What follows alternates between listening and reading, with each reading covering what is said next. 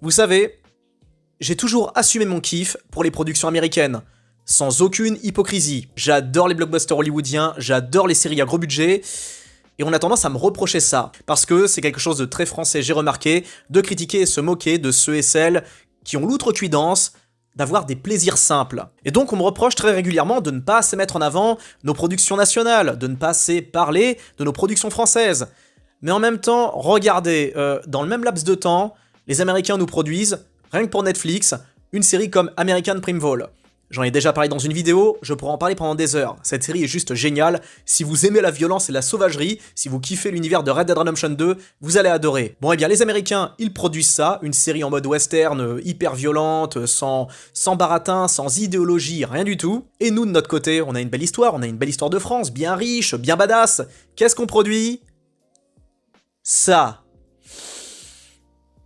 Vous savez, la France, au niveau du cinéma, on arrive à se surpasser sur un point, c'est que, au lieu de simplement chercher à égaler ce qu'il se fait ailleurs, aussi bien aux États-Unis qu'en Angleterre, en Espagne, en Corée, tout ça, on réussit l'exploit de régresser à tous les niveaux, et ça malgré le progrès technique, les moyens, les aides, les subventions, tout ça, malgré tous les moyens, on arrive à régresser et faire encore pire que ce qu'on faisait avant.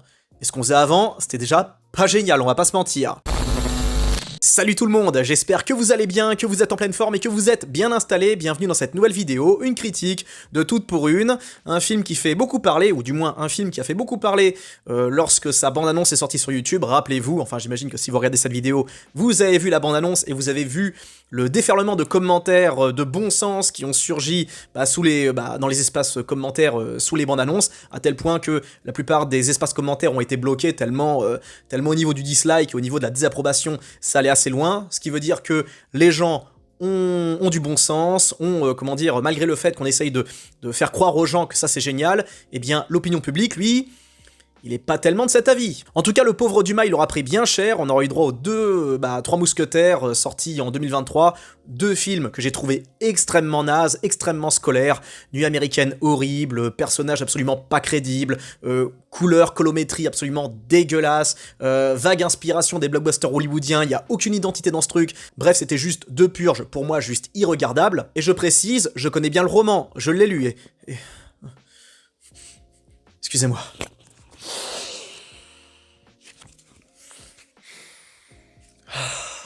Je ne sais pas comment ils se débrouillent, mais les éditions livres de poche, ils ont des odeurs, moi, qui me retournent le cerveau. J'adore ça, c'est presque une des raisons, c'est peut-être même la raison number one pour laquelle j'achète leurs bouquins, principalement. Donc on a eu les deux pauvres adaptations des Trois Mousquetaires en 2023, on a eu Le Comte de Monte Cristo en 2024, toujours du même Alexandre Dumas, et j'assume ne pas avoir aimé Le Comte de Monte Cristo. J'assume mes positions, pour moi c'est un film qui est outrageusement surcoté à tous les niveaux. Il y a une belle photographie, mais ça s'arrête là. La musique est juste insoutenable, tellement elle est ultra présente, tellement elle vous matraque les oreilles, les tympans à chaque scène. Le jeu de Pierre Ninet, personnellement, je n'ai pas été convaincu ni par personne à part Patrick Mille. C'est beaucoup de bruit pour pas grand chose. Et en termes d'action, en termes de dénouement, excusez-moi, mais Le Comte de Monte Cristo, le film... Et en 2025, cette année, qu'est-ce qu'on a ? On a cette réadaptation des Trois Mousquetaires. Alors cette fois, on dégage les mousquetaires de base, donc D'Artagnan, Porthos, Athos, tout ça machin, et on les remplace par ces femmes. Vraiment, il a pris cher Dumas. 2023, 2024, 2025, ça va être quoi la suite ? Bon bref, le cinéma français nous surprendra toujours, et pas dans le bon sens. Alors autant vous le dire franchement, ce film, parce que je vais pas simplement le dégommer, je vais vous partager mon ressenti, j'admets ne pas l'avoir trouvé pire que ce à quoi je m'attendais. C'est nul, attention, c'est très mauvais. J'ai du mal à croire que 10 millions d'euros sont passés dans le budget, parce que j'ai jamais vu un film qui suintait autant, la dèche, quoi. Vraiment, on sent que c'est la hesse, parce que le gros du tournage, le gros des plans, enfin le gros des scènes où ont été tourné le film, ça se passe en forêt, ça se passe dans des coins, dans la nature, où il y a personne, il y a même pas un moment dans une ville ou un truc comme ça, il y a même pas une petite reconstitution que dalle, il y a juste quelques passages dans des châteaux, mais on voit bien que rien n'a été retouché, rien n'a été retravaillé, c'est vraiment particulier, quoi. Enfin, c'est glauque, on va le dire franchement, on se demande où est passé le pognon, si ce n'est dans le cachet des actrices, ou alors dans Enfin, je sais pas comment est géré le budget dans les films français, mais un jour, il va falloir s'y coller, il va falloir faire un audit géant vis-à-vis de où passe le budget, parce que j'ai du mal à croire que 10 millions sont passés là-dedans. Et je sais que 10 millions, c'est pas grand-chose. On va comparer avec American Dreamville, la série a coûté, je crois, dans les 130 millions, mais quand on fait le bilan, 130 millions cette série, pour 6 épisodes, bah, si on divise, en gros, bah, bon, je suis mauvais en maths, hein, je peux faire le calcul, mais les épisodes reviennent à pas si cher, alors que pourtant c'est hyper spectaculaire, et c'est tourné dans des décors naturels. Il n'y a pas de plans dans des villes, dans des... comment ça s'appelle, il n'y a pas de reconstitution de zinzin, tout se passe quasiment dans la nature, et pourtant on y croit, on est dedans, on est en pleine immersion. Or là, 10 millions d'euros, pour des acteurs no-name, il n'y a pas de star, il n'y a rien, il n'y a pas de giga moyens, mais on n'a même pas la chance, le luxe d'avoir une photographie un minimum léché. Et ça, franchement, ça fout le seum. Le seul point qui me donne envie de défendre le film, c'est la gestion de la musique, car il y a une musique qui est plutôt discrète, même si par moments il y a des passages où on se passerait bien justement de ce genre de thème musical, mais compte tenu de ce qui nous est proposé, c'est pas tellement étonnant. Mais il y a des moments où il y a pour une fois ce qu'on appelle des moments de silence, des moments de, où il n'y a pas des dialogues non-stop, et où il n'y a pas une musique trop forte qui parce qu'il y a une très mauvaise gestion du son dans le cinéma français, on en a déjà parlé, j'en ai déjà parlé dans une de mes vidéos où je répertoriais les pires clichés dans le cinéma français, mais il y a un souci au niveau du son, au niveau du mixage son, c'est-à-dire que les mecs ils parlent pas assez fort et on entend trop la musique, ou alors ils parlent trop fort, on n'entend pas la musique, ou alors le micro il y en a qu'un seul et on capte tout ce qu'il y a autour, c'est inaudible par rapport au cinéma américain. Vraiment, penchez-vous sur la qualité du son dans les films français, ça n'a rien à voir avec ce qu'on voit à l'étranger, hein. Et je dis cinéma américain, mais c'est la même chose pour le cinéma espagnol, anglais, coréen, tout ça. Et donc le seul point que je peux accorder, le seul crédit que je peux apporter de positif à ce film, c'est la gestion des musiques. Il n'y a pas une musique, enfin il n'y a pas de musique tout le temps, il y a des moments où il y a des blancs, où il y a des silences, où il n'y a pas de musique par-dessus, où il y a juste le son des dialogues, le son des bruits de pas, ce genre de trucs, et ça, j'admets apprécier. Il y a un petit côté ASMRien, et j'admets que par moments, je piquais presque du nez parce que j'adore ça, j'aime bien être chill, j'aime bien, j'aime bien avoir cette sensation en mode de calme, c'est-à-dire que les mecs crient pas trop fort, ils parlent doucement, même si là ça jouait très mal, mais ça j'en parle un peu après, c'est vraiment l'acting c'était ouh, mais il y a des moments où mes oreilles pouvaient se reposer. Par contre il y a des moments, notamment pendant les scènes de combat, où là la musique ça y va à fond, c'est trop fort et c'est absolument hors sujet. Donc le seul point positif que je retiens, c'est l'absence de musique dans les moments un petit peu intimistes, tout ça, mais alors le reste, mais rien n'est à sauver, enfin à part ça et l'affiche, rien n'est à sauver. Acting catastrophique, le message idéologique, c'est bon, on s'y attendait, donc des femmes de la diversité qui remplacent les trois mousquetaires, qui défoncent que des mâles blancs hétéros. Évidemment, les mâles blancs sont montrés comme des voleurs et autres, ils appartiennent à la Ligue de l'Humanité la plus absolue, au niveau de la lâcheté, au niveau du, du manque de, tous les pires défauts du masculin sont retranscrits là-dedans, et c'est ça qui m'a toujours fait délirer dans le cinéma français, parce que le cinéma français se targue d'idéologie, de morale, etc., mais ils ne comprennent pas que vous n'allez pas faire avancer la cause féminine, ils ne comprennent pas qu'on ne fait pas avancer la cause féministe en pointant systématiquement du doigt l'homme, en le montrant comme une ordure. Il faut montrer des exemples, il faut montrer ceux à qui il faudrait ressembler. Or, dans le cinéma français, on ne propose jamais ça, chose que fait très bien le cinéma américain. On nous montre des acteurs beaux gosses, des mecs solides, des guerriers, des hommes d'action. Ça, c'est inspirant, et ça donne envie. On a envie de s'inspirer de ces mecs-là. Or, dans le cinéma français, on ne sait faire que, de toute façon, dans le cinéma français, comme dans tout, en fait, la politique, le journalisme, tout ça, on est bon que pour une chose, critiquer, pointer du doigt, et surtout ne jamais rien proposer de meilleur. Par exemple, vous voyez, je fais une critique, mais je peux aussi proposer de l'autre côté quelque chose de bien mieux. Par exemple, si on veut faire évoluer, on va dire, le combat féministe, eh bien plutôt, si admettons, allez, je devais briefer des jeunes femmes vis-à-vis de la cause féministe, et bien plutôt que de leur montrer cette purge, je leur montrerai un truc un peu plus sérieux, et un peu plus, quelque chose de beaucoup plus réaliste et terre-à-terre, je leur montrerai un film comme l'affaire José Ames. Le cinéma français est incapable de produire un film à la hauteur de cette merveille. Vraiment, si vous voulez, si vous cherchez un film qui met en avant le comportement toxique des mecs, vraiment, mais de façon réaliste, crédible et absolument insupportable, ce film est juste parfait. Et même si ce film montre du doigt des gars qui sont juste dégueulasses, il sait aussi montrer des gars qui sont admirables et qui se battent pour la cause des femmes.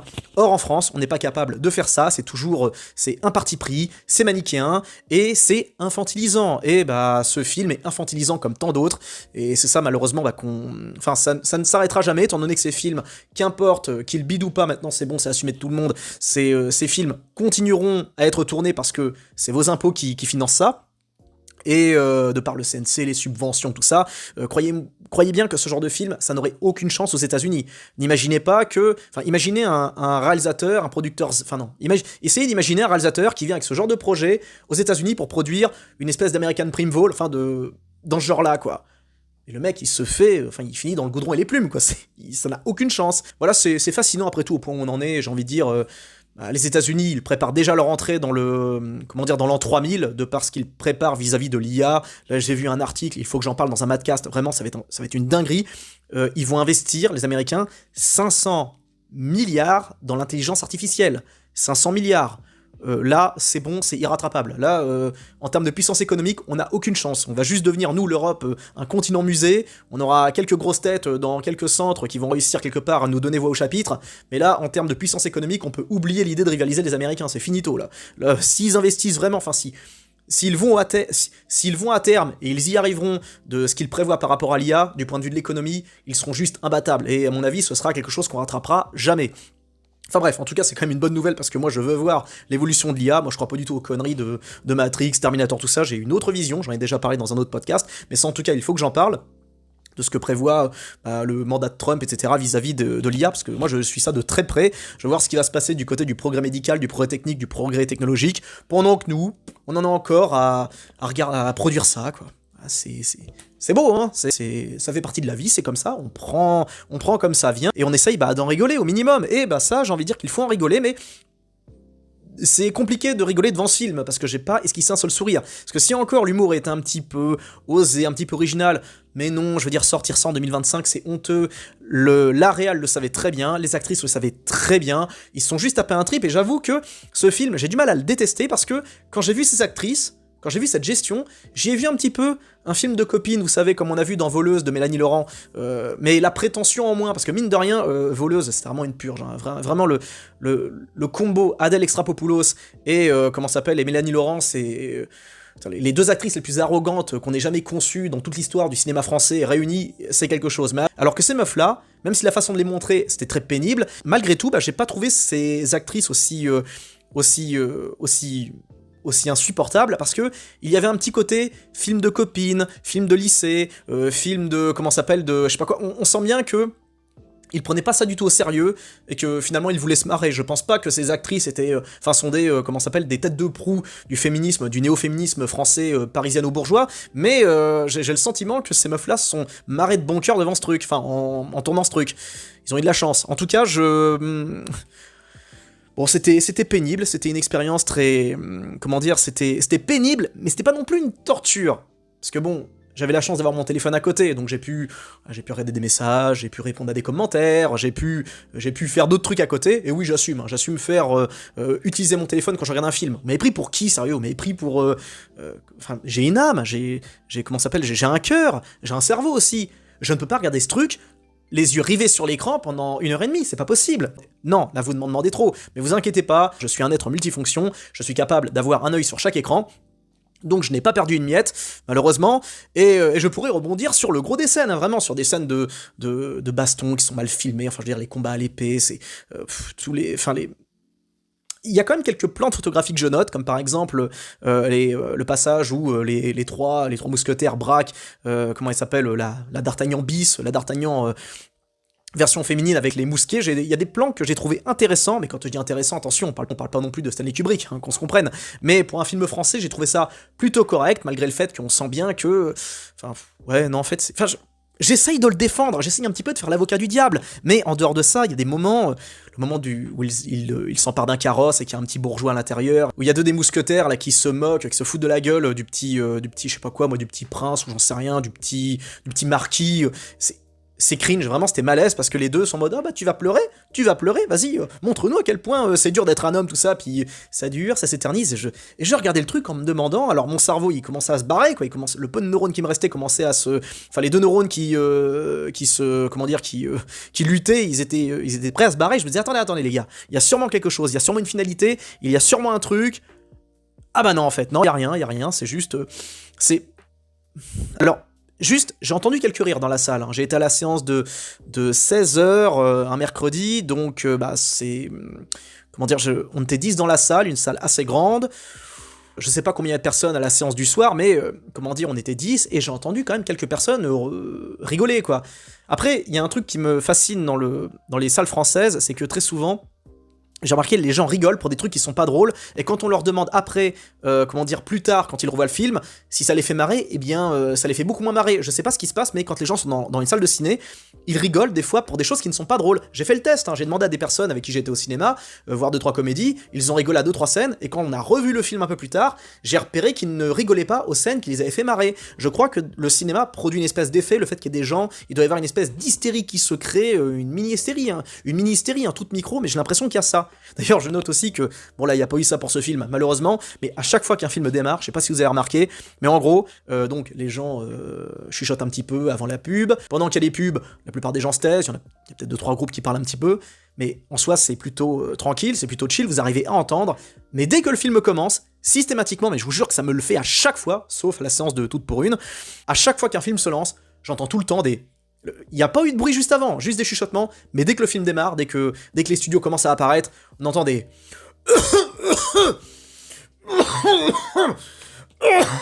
À chaque fois qu'un film commence, ça tousse dans tous les coins, surtout en période hivernale bien sûr, mais je sais pas, vous avez pas remarqué ça vous? Moi en tout cas, j'y ai droit à chaque fois. Mais bref, vite fait pour revenir aux scènes gênantes, eh bien on a les scènes, justement, bon, on voit les mâles blancs qui se font défoncer, hein, en mode, enfin ces 4 meufs, elles défoncent tout le monde sans problème, sans lutter, à part à la fin quand même, ils montrent qu'ils galèrent un petit peu, mais ils s'en sortent, ils arrivent à mettre en pièces des gars qui font tous 1m85 pour 80 kilos.